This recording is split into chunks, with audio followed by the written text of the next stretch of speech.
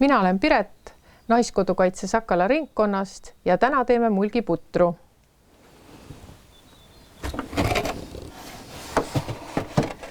Ja pudru tegemiseks paneme siis kõigepealt tule alla.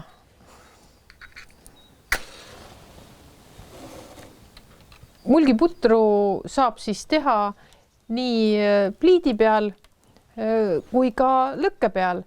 Meie oleme siis täna siin lõkke peal tegemas kaminas mulgiputru ja mulgipuder on üks väga vana puder ja igal perenaisel on siis nii-öelda nagu oma retsept, et kui küsitakse, et milline see õige mulgipuder on, siis vastuseks on, et nii palju, kui on perenaisi, nii palju on õigeid mulgiputru. Mulgipudru koostisosad on siis tangud või kruubid. Et tegelikult vanasti tehti siis tangudega. Tang on siis see pisike, peenike, purustatud kruup, aga tänapäeval me teeme siis kruupidega, ehk siis kruup on nagu odra täistera. Ja mina olen siin teinud siis selliselt, et mul on siin nii tangud kui kruubid, et ta oleks siis enam-vähem ligilähedane sellele, nagu vanasti seda putru tehti. Ja ma olen nad siin ära leotanud. See leotamine on nagu ühtlasi nii pesemine kui ka siis see, et tangud ja kruup keevad kiiremini, kui nad on eelnevalt leotatud. Siis kartulid ja kartulid olen ma siin hästi peeneks või väikseks tükkideks lõiganud. Kodus ahjus küpsetades või pliidi peal ma nii peeneks ei tee, aga see on just lõkke peal küpsetamiseks hea, siis saame putru kiiremini keedetud. Ja üks väga tähtis osa siis mulgipudru lisandina on siis praetud sibul ja lihakuubikud. Siin lõkke peal tegemiseks olen ma siis kasutanud veidi suitsutatud ja nii-öelda eelnevalt valmistatud liha, et ta ei ole päris toores, et me saame ka siis kiiremini selle ja kergemini selle pudru lisandi valmis. Kõige esimese asjana me siis praeme ära liha ja sibulad ja seda me teeme siis kõige esimesena, sest et pärast on meil puder ja siis on meil need nagu valmis, et muidu me peaks kasutama nagu eraldi praadimiseks panni, aga et me saaks lõkkel teha kõike siis ühes anumas. Ja valame siis pajapõhja õli.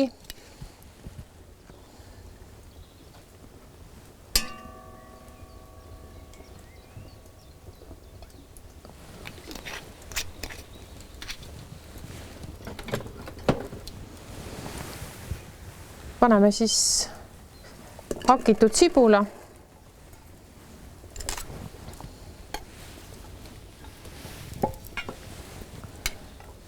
Ja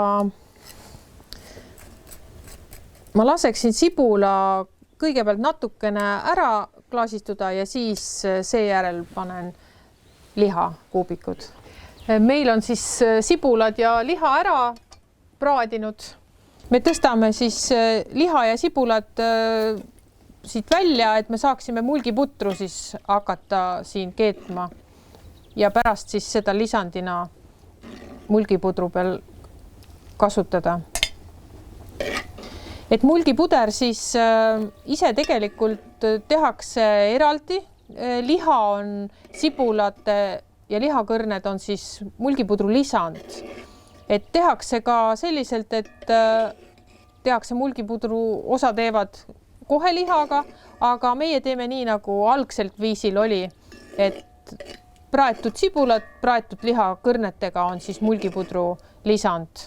Nii, ja nüüd on meil siis liha välja tõstetud koos sibulaga ja paneme siis nüüd kartulid keema. Ja mul on kartulid siis väikseks lõigatud selle jaoks, et siis saaks võimalikult ruttu ta ära keeta ja selle jaoks on ta siis väga peenikeseks tehtud.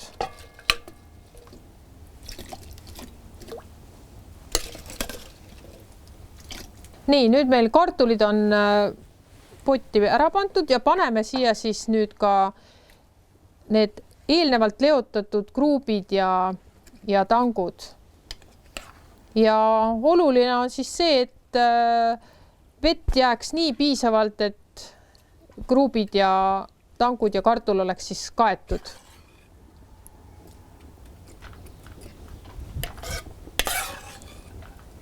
Ja maitseks siis soola ka. Ja see on ka siis nii-öelda nagu tunde järgi. Minul on siin väga väike rusikas, ma panen idee poolest näeb nagu väga palju, aga tegelikult ei ole seda palju. Ja nüüd, kui soolaga on maitsestatud, paneme siis kartulid, tangud ja kruubid tulele.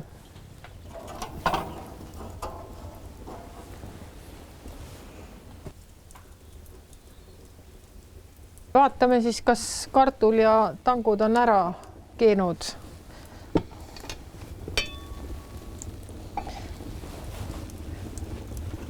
Nii, katsume, kas kartulid on pehmed. Nii. Ja tambime siis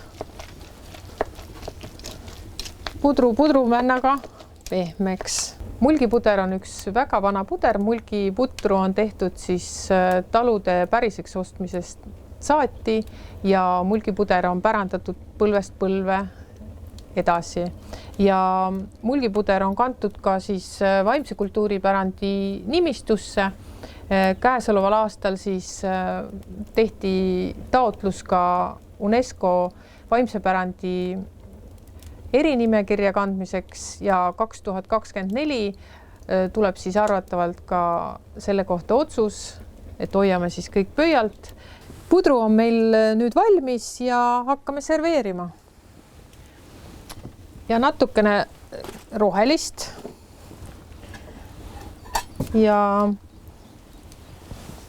siin on meil siis soojas olnud sibulad ja liha.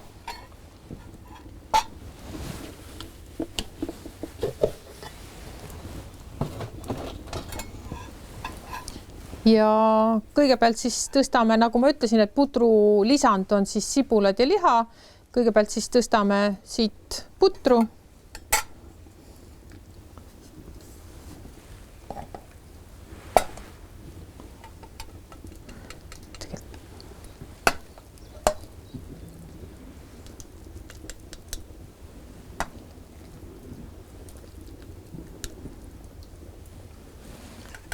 Ja paneme siis lisandina sibulat ja liha.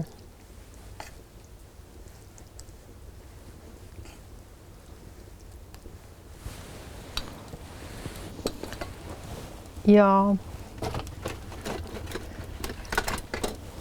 natukene ka siis maitserohelist.